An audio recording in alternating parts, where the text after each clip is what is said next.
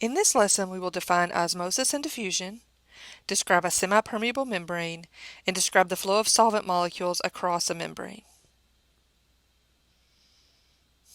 Osmosis is the spontaneous flow of solvent molecules across a semi-permeable membrane from area of low solute concentration to area of high solute concentration. Diffusion is the flow of solute molecules from an area of high solute concentration to area of low solute concentration. One way to think about diffusion is if you put a drop of food coloring in a cup of water, you would see that the color gradually spread throughout the water due to the diffusion of the dye molecules. Dialysis is slightly different because it relies on different diffusion rates of solute molecules through a semi-permeable membrane. Not every semi-permeable membrane is the same. We will not be discussing dialysis. I simply include that here for your reference, since you often hear about dialysis in relationship to healthcare. A semi-permeable membrane will allow some molecules to pass, and the characteristics of semi-permeable membranes depend on the properties of the substance used to compose it. One common example of a semi-permeable membrane is a cell wall. If the blue spheres represent water molecules, we can see that they will migrate or move through that semi-permeable membrane from one side of the container to the other. We will look at an example later dealing with red blood cells and the flow of water in and out of those cells. Let's look at an example.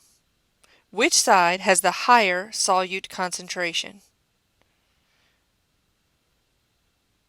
Looking at the diagram, we see that side B contains solute molecules, where side A does not. It is only solvent. Therefore, its solute concentration is 0, and B contains the higher solute concentration. Which side has the lower solute concentration? Because B had the higher concentration, by default, A must have the lower concentration. Will solvent or solute molecules move from one side to the other in osmosis? During osmosis, we are looking at the flow of solvent molecules from one side to the other through a semi-permeable membrane. Which way will the water molecules move? Remember that water is our solvent.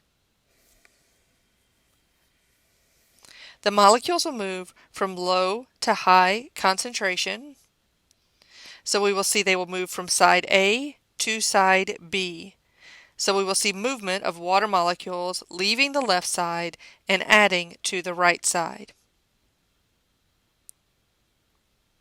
What will happen to the volume on side A? The volume on side A will decrease because water molecules are moving from A to B. What will happen to the volume on side B? The volume will increase because water molecules are moving from A to B.